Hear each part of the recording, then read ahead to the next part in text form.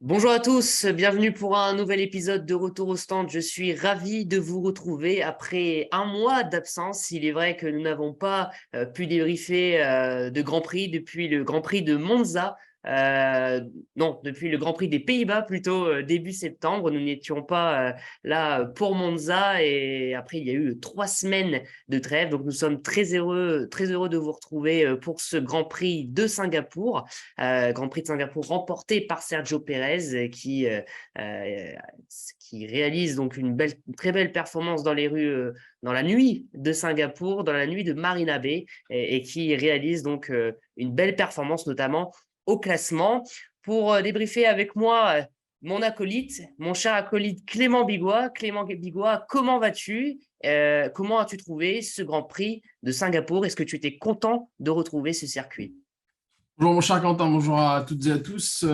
C'était un Grand Prix particulier, un week-end un peu spécial avec les trompes d'eau qui se sont abattues sur Singapour, sur ce petit micro-État, qui ont donné lieu à des qualifications assez étonnantes et à une course peu passionnante. Vraiment, on va l'analyser, mais c'est vrai qu'on ne s'est pas trop amusé. Ça fait partie de mes flops. D'ailleurs, la piste de Singapour n'étant pas la plus excitante de l'année. Malgré tout, on a vu un vainqueur spécialiste des circuits en ville, des circuits urbains, comme on les appelle. Et il n'a pas failli à sa réputation de vrai pilote de circuits en ville, qui démontre les qualités importantes de Checo Pérez, au moins dans ce secteur-là. Le Grand Prix de Singapour nous a fait du Singapour avec des conditions climatiques assez particulières, des trompes d'eau, comme tu l'as dit, qui se sont abattus sur le circuit, beaucoup de safety cars et puis des rebondissements, entre guillemets, qui ont alimenter un petit suspense dans la course finalement. Je ne suis pas forcément d'accord avec toi pour le fait d'avoir mis en flop la piste, mais en tout cas, parce que pour le coup, je regardais d'un œil le Grand Prix. Il y a des moments où j'étais un peu dans le doute à savoir ce qui allait se passer. Mais ça, on y reviendra. Sergio Pérez, quatrième victoire en Formule 1, la deuxième cette année après celle de Monaco. On va revenir sur le vainqueur. Sergio Pérez qui a pris un très bon départ et on sait que le départ est très important à Singapour puisqu'après il est très difficile d'y dépasser. On va revenir donc sur le départ. Clément, on se souvient de ce célèbre départ en 2017 où Vettel et Raikkonen prennent en sandwich Max Verstappen. Là, il n'y a pas eu grand-chose à dire sur le départ si ce n'est que Pérez l'a très bien pris. Leclerc l'a moins bien pris. Verstappen s'est complètement planté. Sainz et Hamilton se sont touchés. Qu'est-ce que tu as à dire sur ce départ, toi, Clément? Bah, le point de départ, quand même, c'est l'événement de samedi après-midi. On peut quand même pas l'occulter. Ces qualifications un peu dantesques avec une piste séchante et cette fameuse panne d'essence de Max Verstappen qui le fait partir huitième ce dimanche matin, enfin ce dimanche après-midi, dimanche soir pour ce qui est de la nuit singapourienne. Euh, C'était un événement en soi, puisque ne pas voir Verstappen sur la première ligne ou au moins sur les deux premières lignes, c'est un événement c'est une chose très rare. Et donc, ça rebattait les cartes, ça donnait l'opportunité au second couteau ou à Charles Leclerc, numéro 2 au classement des pilotes, de pouvoir enfin regagner une course. On s'attendait, oui, tu l'as dit très clairement, peut-être à une victoire de Charles Leclerc, puisque partir en tête est primordial. Pour rappel, la qualification, elle s'est jouée à 54 millièmes entre les trois premiers, Leclerc, Pérez et Hamilton. Et bien Charles Leclerc, malgré sa neuvième pole position de l'année, si les chiffres sont bons, eh bien, je ne sais pas s'il n'a pas résisté à la pression, mais il a encore raté son départ ou Sergio Pérez l'a plus réussi que lui. Ça dépend où on peut se placer. Mais voilà, dès qu'il était passé, Sergio Pérez, le Mexicain, il avait fait le plus dur, très clairement, parce que sur cette piste, il est très, très difficile de dépasser. Autant à Bakou, il y a des grandes lignes droites. C'est un circuit urbain un petit peu new school, si on peut prendre cette expression. À Monaco, il n'y a pas d'opportunité de dépasser. Cette fois-ci, eh bien, Sergio Pérez a fait le plus dur au départ en passant Charles Leclerc et ça lui a vraiment, vraiment facilité la tâche pour tout le reste de la course. Charles Leclerc, il a plutôt bien embrayé, mais après, on dirait qu'il avait du mal à faire avancer la voiture, contrairement à Max Verstappen qui, lui, n'était même pas en mode départ, j'ai l'impression.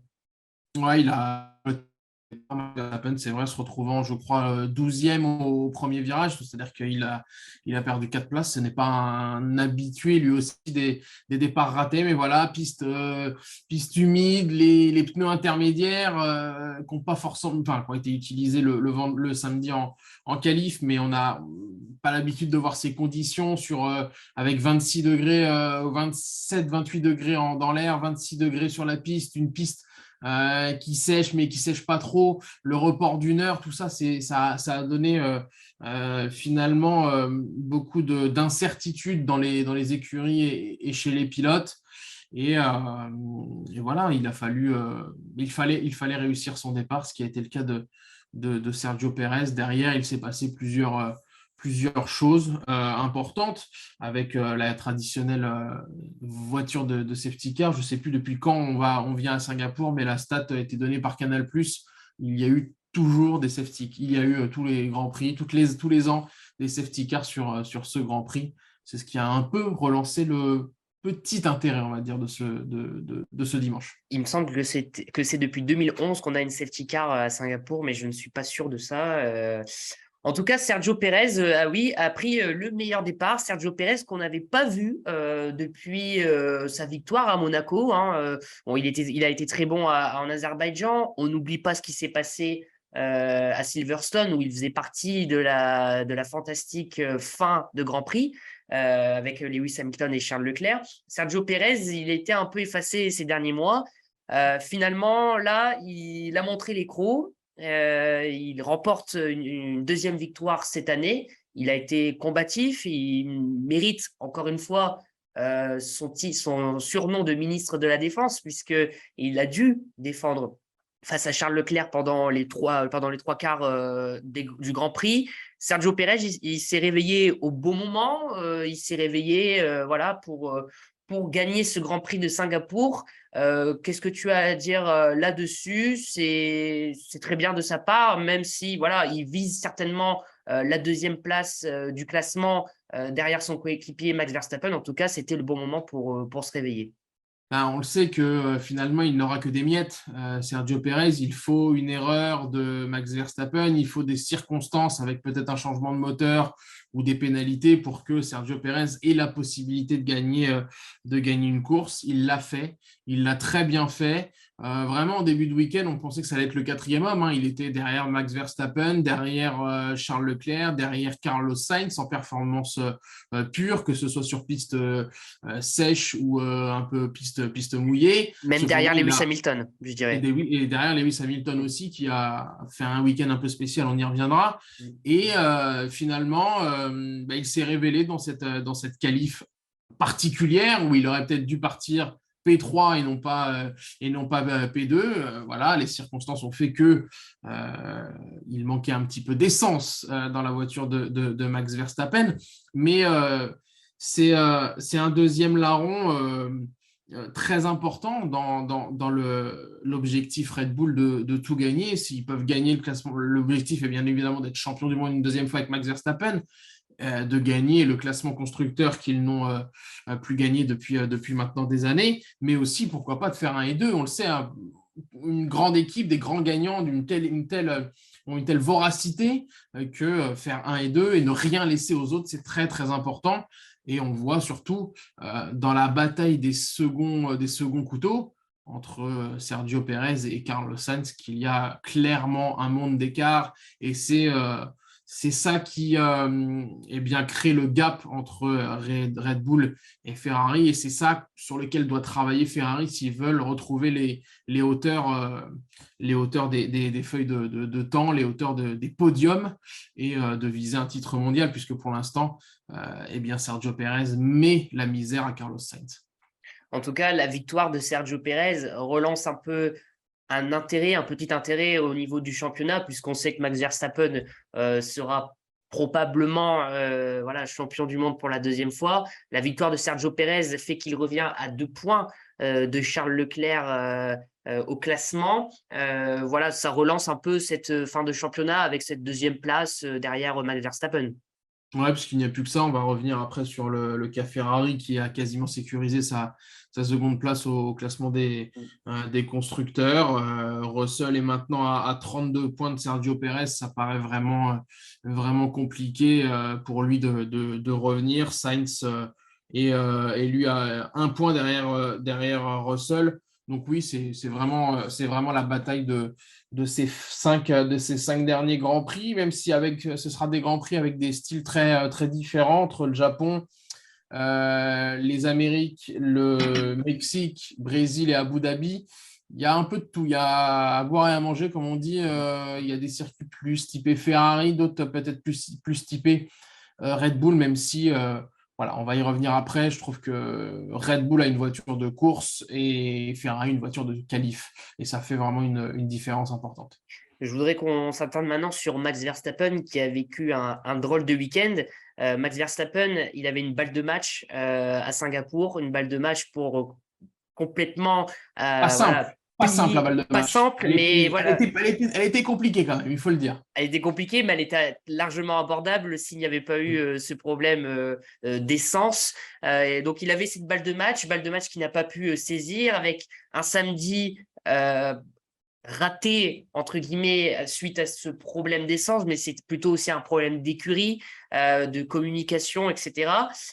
Et puis Max Verstappen qui s'est complètement loupé au départ hier, qui s'est retrouvé 12e, tu l'as dit tout à l'heure, qui a dû batailler dans le milieu de peloton, qui s'est fait même dépasser à un moment par Kevin Magnussen et Daniel Ricciardo. On ne savait pas ce que faisait Max. Finalement, lui qui est adepte des grandes remontadas depuis un moment, il a su remonter dans le top 10. Et puis après, il y a eu cette faute également à un moment donné lorsqu'il voulait chipper la 5e place à Lando Norris. Max Verstappen, je l'ai trouvé assez fébrile et un peu moins concentré que d'habitude. Alors, est-ce que pour toi, c'est le fait que Singapour est un circuit difficile ou alors il peut y avoir je ne sais pas, une petite pression par rapport au fait qu'il peut gagner son 2e titre, ou alors les problèmes de l'écurie Red Bull qui font tâche aussi en ce moment dans l'extra sportif. Non, c'est surtout le fait d'avoir eu son week-end ruiné le samedi après-midi en qualif. Je pense que c'est ça qui ruine ça Ouais, je, complètement. je pense que c'est ça, puisque voilà, il allait faire la pole avec plus d'une seconde, allez, entre 7 dixièmes et 1 seconde d'avance. Ça le frustre, on le voit, c'est inacceptable, tout ceci. Enfin, à la radio, il a fait preuve d'un énervement pas habituel chez lui. On l'a vu un peu plus tendu. Et c'est vrai qu'après en course, ouais, on l'a vu moins bien. Alors, il y a cette remontée de la 12e à la 5e place qui nous fait dire que peut-être, mais on ne l'a jamais vraiment senti dans le coup. C'est un Grand Prix un petit peu plus compliqué. Il avait vécu ça également à Silverstone où il avait jamais, enfin, il était un peu moins dans le coup. Là, cette fois-ci, voilà, on oublie. Il est largement en tête. Il a des jokers en veux-tu, en voilà. Mais oui, il n'a pas apprécié, bien évidemment, qu'on lui ruine son tour de qualif, sachant qu'il avait déjà, sur son tour précédent, le samedi après-midi, ralenti pour se relancer, mais finalement, il n'avait déjà pas d'essence avant. Il aurait fallu le prévenir. Il y a eu une grosse faute. D'habitude, ces fautes-là, on a l'habitude de les voir plus côté rouge. Cette fois-ci, c'est côté bleu. Mais comme tu l'as dit, tu l'as très bien dit, Quentin, il y a ce gros problème du plafond budgétaire qui a été sorti par une certaine presse spécialisée. C'était, je crois, jeudi ou vendredi. Il va falloir faire le clair là-dessus. Il va falloir être transparent de la part de la FIA et pourquoi pas même de Red Bull, puisque s'ils ont énormément dépassé le plafond, eh bien, on pourrait, pourquoi pas, remettre en cause le titre de 2021. Il est acquis, mais c'est toujours le même problème. Est-ce qu'il n'a pas été acheté, puisque les règles ont été enfreintes? Mais est-ce qu'on va revenir à ce problème? Est-ce que tu enfreins les règles financières, tu vas prendre une sanction financière en plus, ce qui n'aurait pas vraiment de sens finalement. Donc, il y a peut-être ce côté extra-sportif, même si je n'ai pas senti dans le muret Red Bull, Christian Horner et compagnie euh, en dessus, sans dessus, dessous, avec cette victoire de Sergio Pérez qui masque quand même le week-end. La victoire de Sergio Pérez masque cela, mais le problème de samedi de communication, notamment sur l'essence, m'a fait penser que les problèmes extrasportifs étaient justement bien présents dans les têtes et que Tu as finalement peut-être raison. il y avait une sorte de déconcentration, il y avait une sorte de voilà pression, pas, on n'est pas Mais voilà, on on le est sait, le petit grain de sable qui fait que la machine s'enraye, le côté mental de ces tueurs, de ces winners dans une monoplace. On sait à quel point, voilà, quand il y a un petit truc qui ne va pas, on l'a vu avec Charles Leclerc, on le voit avec Lewis Hamilton, on y reviendra, qui avait fait un week-end, on ne l'a pas senti très bien. Voilà, ce sont des champions à qui il faut que tout soit nickel, qu'il y ait une autoroute devant eux, et ça a moins été le cas pour Red Bull, oui, ce week-end. s'il faut être un champion, il faut aussi parfois des obstacles comme cela. On va parler de Ferrari maintenant. Charles Leclerc partait en pole. C'était la 18e de sa carrière. D'ailleurs, il est tout proche de battre un record de Michael Schumacher, si je ne me trompe pas. Donc, Ouais, ça, c'est c'est 11 pôles sur une année, il en est à 9. Il reste exactement 5 grands prix. ce qui est Il peut largement faisable. effacer la légende Michael Schumacher Exactement. des tablettes. C'est peut-être une stat et un record qui va lui faire plaisir. En tout cas, Charles Leclerc partait en pole. On l'a dit, il a pris un mauvais départ et après, eh bien, il a dû batailler derrière Sergio Pérez. Malheureusement, il y a eu plusieurs opportunités de dépassement. Ça n'a pas fonctionné. Toi, qu'est-ce que tu as pensé de la course de Charles Leclerc? À part, mais c'est déjà beaucoup son mauvais départ, on ne peut rien lui reprocher. A tout dit dans ton début de phrase. C'est le départ qui fait tout. J'ai pas l'impression de le voir énormément patiner, mais Sergio Pérez a réalisé un meilleur départ pour Mm. quelques dixièmes, quelques centièmes, et ça se joue à ça. Ce sont les fameux détails qui font la différence, même si c'est une expression qu'on peut ne pas aimer. Là, c'est un gros détail qui fait que Charles Leclerc se retrouve en difficulté. Honnêtement, quand on l'a vu avec la piste séchée, le DRS activé, on aurait pu penser qu'il dépasse facilement Sergio Pérez parce que la Ferrari était nettement au-dessus du lot tout le week-end. On annonçait vraiment Ferrari largement, peut-être pas largement vainqueur, mais grand favori pour cette course de Marina Bay. Et ce n'a pas été le cas. Et j'ai retenu vraiment une phrase qui est sortie dans la conférence de presse de Charles Leclerc qui est quand même un peu spécial.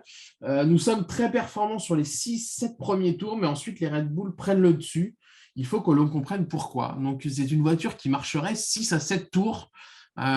C'est une phrase qui me laisse perplexe. J'avoue que là, oui, comprendre pourquoi, il faut comprendre pourquoi. Alors, est-ce qu'ils ont déjà basculé sur 2023? C'est peut-être une question, mais une voiture qui ne fonctionne que 7 tours sur 45, 50 ou 55, ça n'a pas de sens. En revanche, oui, quand on la voit une nouvelle fois le samedi, elle est ultra performante en qualification. Et c'est ce qui fait dire que c'est une voiture de qualif et pas une voiture de course. Exactement, c'est ce que j'allais dire. J'allais relayer tes propos. C'est une voiture de qualif. Malheureusement, ça fait un moment qu'on n'a pas vu la Ferrari réaliser une belle performance en course et vraiment tenir toute la course. Et là, une fois de plus, dans les rues de Singapour, bah, ça a été la même chose. Finalement, on avait à un moment donné, Leclerc a été sous la seconde pendant, je ne sais plus, 8-10 tours. Il a été sous la seconde, donc il avait largement l'opportunité de rattraper Pérez. Et après, sur la fin, bon, après, il a dit qu'il avait un peu levé le pied et qu'il fallait faire rentrer la voiture au garage en entier. Mais il s'est retrouvé à 3, 4, 5 secondes. Donc, il y a un gap énorme en termes de performance et de course. Enfin, le jour de course, la Ferrari ne fonctionne pas comme elle fonctionne en mode qualif. Donc, ça, c'est vraiment effectivement un gros Ouais, problème.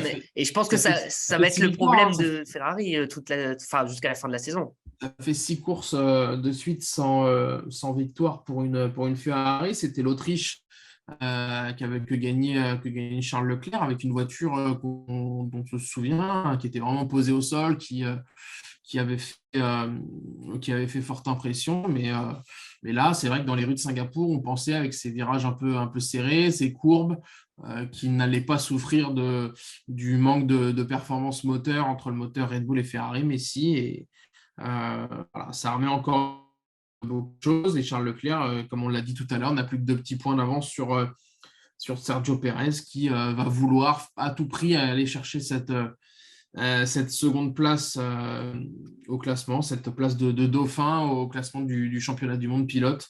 Quant à Carlos Sainz, eh bien, il y a quelque chose qui me choque. Il est quand même beaucoup, beaucoup, beaucoup trop loin de Charles Leclerc et de Sergio Perez. C'est indigne d'un statut de numéro 2, très clairement. Il s'est plaint de pas avoir d'avoir des problèmes avec l'arrière de sa voiture pendant tout le week-end. Est-ce que c'est une excuse valable? Eh ben, seul lui peut le dire, hein. C'est lui qui a les datas, c'est lui qui a son ressenti, mais en tout cas, il ne doit jamais se retrouver à 10, 12, voire 15 secondes du duo de tête. C'est pas possible si tu veux viser les premières places. Alors, ok, il a enfin gagné sa course. C'était dans le lieu mythique de Silverstone, mais à l'image de Sergio Perez, il a quand même beaucoup de bas et trop peu de haut pour une telle écurie. Alors après, est-ce que c'est toujours le même débat? Est-ce que c'est la voiture qui est faite plus pour Charles Leclerc ou plus ou à égalité? Bon, bah ça, on ne le saura jamais, mais c'est un vrai, vrai problème. J'avais noté une phrase de Carlos Sainz en conférence de presse cette semaine qui disait l'objectif de la fin de saison pour moi est de gagner une nouvelle fois. À l'heure actuelle, avec les performances de Carlos Sainz à l'heure actuelle, pour toi, ça ne peut pas être envisageable cette victoire. Non, très clair. Et puis c'est l'objectif de Charles Leclerc aussi, hein, qui est le Oui. numéro un. Voilà, le compteur tourne, hein. Ça fait long depuis début juillet sans gagner une course. Alors pour Carlos Sainz, il en est quand même très très loin. Pour finir sur le chapitre Ferrari, est-ce que tu as décelé quelconque amélioration dans le muret Ferrari, notamment sur les arrêts? Bon, hier, il y a eu un arrêt assez long quand même, je l'ai noté, de 5 secondes 3, il me semble. Est-ce que tu as quand même, sur le Grand Prix de Monza, qu'on n'a pas pu parler, dont on n'a pas pu parler avec ce retour au stand, mais est-ce que tu ne vois pas d'amélioration chez Ferrari quand même depuis quelques semaines? Allez, il y a un petit mieux. Il y a un petit mieux. On se souvient des mots notamment de Franck Montagny chez Canal, chez nos confrères de Canal qui en rigolait mais applaudissait les arrêts au stand réussis à Monza. Quand on en est rendu là, c'est quand même assez triste. Mais il faisait ça bien sûr sur le ton de la rigolade et du second degré. Il y a une petite amélioration et Charles Leclerc le dit encore hier, l'a répété face à la presse, je crois que c'était face à la presse française et belge, que c'était un vrai point à améliorer dans les années à venir pour passer un step. Cette année, on pensait qu'ils allaient jouer le titre de champion du monde, mais ils en sont très très loin. C'est une équipe encore malade. C'est une équipe qui est redescendue beaucoup trop bas dans le classement constructeur. Et il y a un gap très clairement à faire sur le professionnalisme, sur la rigueur. Et on sait qu'à Maranello, en tout cas, ça râle forcément. Et les tifosi sont en attente de meilleures réussites, de meilleures stratégies et de meilleurs arrêts, très, très clairement. Parce que là, ils sont passés vraiment pour des pitres trop souvent cette saison.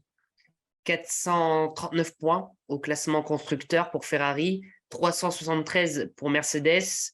Il y a un Game petit over. gap, une petite avance. Game over. Game over, c'est un moindre Ouais, mal c'est pour fini, Ferrari c'est d'avoir fini. gagné, enfin, pour Fini l'instant.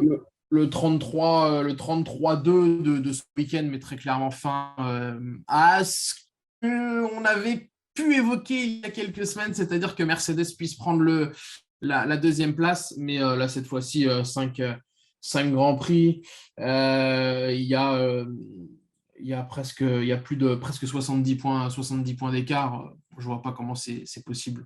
C'est possible de reprendre. Voilà, là, on l'a vu, 31 points, mais encore faut-il avoir au moins 2 voitures sur le podium. Ça me paraît vraiment joué de ce côté-là. En tout cas, Ferrari s'est bien réveillé également au bon moment, hein, on peut le dire Ouais, en fin de il saison, fallait, il fallait parce que face à la dynamique grise. Ouais. La menace Mercedes était bel et bien là. Ouais, c'est vrai qu'il y avait une belle dynamique grise. Je te propose de passer à nos tops et nos flops. Alors, toi, Clément, dans tes tops, donc tu as mis Sergio Pérez, le lauréat, Sans surprise. normal, sans surprise. Et puis, donc, tu as mis Aston Martin. Moi aussi, je les ai mis dans mes tops. Aston Martin qui a placé ces deux pilotes dans le top 10 hier. Lance Stroll, 6e, et Sébastien Vettel, 8e, il me semble. Ouais. Les deux pilotes Il Aston partait Martin, 12 donc et 14. exactement, ils étaient éliminés en Q2 samedi. Lance Stroll, une course assez discrète. Pour une fois, il n'a pas fait de vague. On ne peut pas lui reprocher grand-chose. Sébastien Vettel, qui a dû défendre face à deux autres champions du monde, Max Verstappen et Lewis Hamilton. Donc voilà, ça fait partie de tes tops et ça fait plaisir de voir une écurie comme celle-là briller de temps en temps. Ils ont chippé les petites opportunités qui sont laissées par les écuries. On y reviendra. Alpine, eh bien, double zéro pour la première fois depuis très longtemps. C'était de coup sûr, on va dire, pour être dans le top 10. Et George Russell qui partait des stands, ce qui fait une opportunité supplémentaire. Ils ont réussi.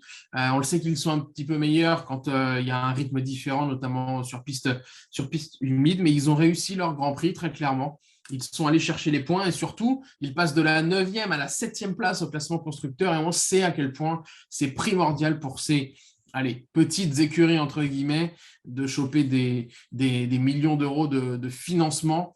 Là, ils l'ont réussi. Bravo à eux. Une course propre. C'est vrai que c'est rare pour être souligné, notamment sur le cas de Lance Stroll, qu'on est plus habitué à voir casser des ailerons ou titiller les Tech Pro. Donc, bravo à eux. Et Sébastien Vettel, dont la carrière s'arrête très bientôt, marque des points assez intéressants pour lui. Il est encore loin, hein, mais voilà, il est 12e au classement. Il peut-être revenir devant Daniel Ricciardo. Il n'y a que 5 petits points. Donc, c'est important dans la fin de saison d'Aston Martin, ce genre de résultat, oui. Et puis, c'est important aussi peut-être pour Sébastien Vettel, pour nous également, de voir un champion du monde qui va arrêter sa carrière à la fin de saison, voilà, être toujours dans le coup, et savoir défendre encore face aux autres pilotes, malgré un gap de performance entre chaque voiture. McLaren qui eux aussi placent leurs deux pilotes dans le top 10, dans les points, des points très intéressants et très importants également. Lando Norris, 4e, et Daniel Ricciardo, 5e, qui partait 16e. C'est incroyable ce qui s'est passé du côté de chez McLaren. Alors, moi, j'aime beaucoup Lando Norris, tu le sais. Lando Norris, pour moi, il a fait une excellente course. Il a dû contenir Lewis Hamilton et Max Verstappen à un moment donné. D'ailleurs, il est passé juste devant eux quand Lewis C'est sort. pas rien, hein. C'est pas rien. Quand tu as ça dans ton dos, Ouais. il faut être fort dans la tête pour résister à ça. Exactement. Il a profité ensuite de la petite bataille entre Verstappen et Hamilton pour prendre le large. À un moment donné, lorsqu'il est rentré au stand et qu'il a mis les pneus médium, il était à ça de revenir sur Carlos Sainz. Il était dans la zone DRS. Et puis Daniel Ricciardo. Daniel qui va peut-être pas voir de Formule 1 l'année prochaine, hein. On ne sait pas encore ce qui va se passer pour lui, mais en tout cas ce genre de performance c'est rassurant pour lui également. Et puis pour McLaren c'est très important puisqu'ils reprennent la 4e place au championnat constructeur, Clément. C'est même plus 12 puisqu'il partait 17e. 17e à 5e, c'est une remontée absolument magnifique de sa part, Dan la banane, qui a prouvé sur la piste à quel point il était un bon pilote, mais ça faisait vraiment une éternité qu'on ne l'avait pas vu à ce niveau-là. Il a lui aussi su réaliser une course presque parfaite. Voilà, les opportunités pour ces petites équipes, encore une fois, entre guillemets, sont faibles, mais il a réussi à a réalisé une course vraiment de qualité.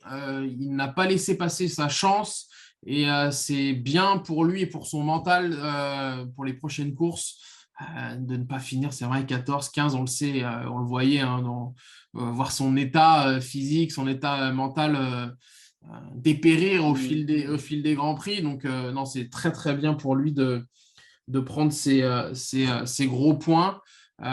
Et pour son écurie, voilà, hein, qui incroyable, met un 22-0 à Alpine. 129-125, là aussi, ça va être le débat des semaines à venir. Bon, on n'a pas mis, je ne sais pas si tu as mis Alpine en flop, mais ce double zéro leur fait très mal. Et encore une fois, qu'est-ce que c'est frustrant parce qu'on a vu un Alonso incroyable en qualif et ces soucis de fiabilité qui leur ont fait mal, très, très, très mal tout au long de la saison. Malheureusement, les problèmes de fiabilité qui arrivent à ce stade-là de la saison, ça fait très mal. C'est très inquiétant également. Là, voilà, on a vu Ocon qui avait des problèmes de frein pendant les qualifs. Un Ocon qui était éliminé en Q1, qui n'a pas existé dans la course, qui a abandonné très vite. Et puis le problème le problème de Fernando Alonso, c'est vrai que c'est assez frustrant pour une équipe qui peut faire de belles choses, qui est capable de faire de belles choses, qui se bat pour la 4e place. Et voilà, c'est une écurie française, donc forcément, ça nous touche. Et oui, je les ai mis en flop voilà, pour les 2 abandons et puis pour les problèmes de fiabilité qui arrivent à un moment où on n'a pas le droit à l'erreur, surtout pour le classement constructeur. J'ai mis aussi Latifi Pardon. J'ai mis aussi Latifi en flop, voilà, parce qu'il a détruit la course de Guan Yu Zhou. Il l'a poussé, lui a pas laissé de place. Et encore une fois, cela montre qu'il n'a pas sa place dans un baquet de Formule 1. Voilà. Donc ça, c'était pour la minute coup de gueule Remplacé par Nick De Vries. à Monza. Remplacé oui, non, par Nick De Vries chez AlphaTauri, mais remplacé dans les semaines à venir. Oui, Voilà, c'est la fin de Nicolas Latifi ouais. en F1 et bon, allez, tant mieux. Tant mieux. Et donc toi, tu as mis Mercedes. Je pense que voilà, on est d'accord pour dire que Mercedes a passé un mauvais week-end. Ça aurait pu être un très bon week-end avec une possible pole de Lewis Hamilton. Il était capable d'aller la chercher. À un moment donné, c'était lui qui était en tête. Et un George Russell qui a été très effacé, qui a vécu un mauvais samedi. On ne sait toujours pas d'ailleurs pourquoi, qu'est-ce qui s'est passé chez George Russell. En tout cas, voilà, tu les as mis dans tes flops, Mercedes. Ouais, puis un mauvais dimanche pour lui. C'est seulement la 2e fois cette saison qu'il ne termine pas dans le top 5, je crois, de mémoire. Oui, c'est ça, avec son Grand Prix national, un Grand Prix à oublier pour George Russell qui partait des stands. Mais moi, surtout, je vais revenir sur Lewis Hamilton. Forcément très frustré de ne pas faire la pole le dimanche le samedi. Et on a vu un Lewis Hamilton des mauvais jours le dimanche. Très vite énervé dans la radio. Je vous ai dit que ses pneus ne marchaient pas. Bon, bah, c'est les intermédiaires, donc il n'y a qu'un seul intermédiaire, donc il n'avait pas trop le choix. Il n'y a pas trop le choix. Lewis Hamilton tendu, pas agréable à la radio. Je ne sais pas s'il voit venir la victoire dans son duel face à la victoire de George Russell dans son duel d'écurie. Il y a désormais 33 points d'écart entre les deux, 5 grands prix à venir. George Russell semble bien parti pour être le numéro 1 Mercedes en 2022 et ça tend peut-être un Lewis Hamilton. On le sentait proche d'une victoire, on le sentait proche de même George Russell d'une grande joie. Et là, on sent vraiment une Mercedes un peu moins bien. Est-ce que c'était que les rues de Singapour? Est-ce que ça sera mieux dans le légendaire circuit de Suzuka? La réponse dès ce week-end aux Aurores, mais je n'ai pas du tout aimé l'attitude de Lewis Hamilton. On a revu le mauvais Lewis du début de saison qui s'énervait pour pas grand-chose et qui, en plus, n'était pas performant sur la piste. Tu as parlé de la piste de Suzuka, bah, d'ailleurs on va en parler du coup, piste assez rapide avec des courbes rapides, quelques petites lignes droites également. Je consulte mon manuel de F1 2022, le guide. Grand Prix Voilà, légendaire. Grand Grand Prix Prix. légendaire que tout le monde attend, que tout le monde est ravi de revoir au calendrier. C'est vrai que c'est une piste à la japonaise particulière avec, où on passe sous la piste, à l'image aussi de Motegi en moto. Voilà, on va avoir les conditions météo puisque ce dimanche, c'était le mot, c'était patience. 1 heure de retard pour la F1, 1 heure de retard pour la MotoGP. Qu'est-ce qu'on aura ce dimanche? Très tôt, il va falloir mettre le réveil. Suspense. Et puis bien, on est content de revenir au Japon. Ça faisait depuis 2019, avant le Covid, qu'on n'était pas revenu au Japon. Et d'ailleurs, c'était une première ligne 100% Ferrari en 2019. Sébastien Vettel en pole et Charles Leclerc à ses côtés. Donc, Et c'est une piste où n'a jamais gagné Max Verstappen. exactement, puisque ce sont les Mercedes qui ont toujours brillé au Japon, notamment ces dernières années. Ce sont plus les Mercedes Ouais, avec. on espère une piste sèche et on espère une belle bataille. Exactement. Clément, je te remercie pour ce débrief du Grand Prix de Singapour. Et puis on se Dans une retrouve. semaine, On même se endroit, retrouve. même heure. Exactement, on se retrouve pour le Grand Prix du Japon. Allez, bonne soirée. Bonne soirée.